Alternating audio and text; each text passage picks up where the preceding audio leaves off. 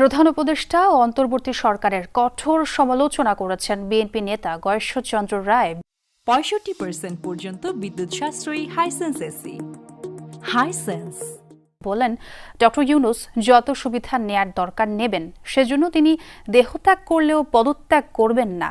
দুপুরে জাতীয় প্রেসক্লাবে ১২ দলীয় জোটের আলোচনা সভায় এমন মন্তব্য করেন তিনি। বলেন, ক্ষমতায় থাকতে মৌলবাদীদের একসাথে করেছেন প্রধান উপদেষ্টা ডক্টর মোহাম্মদ ইউনূস।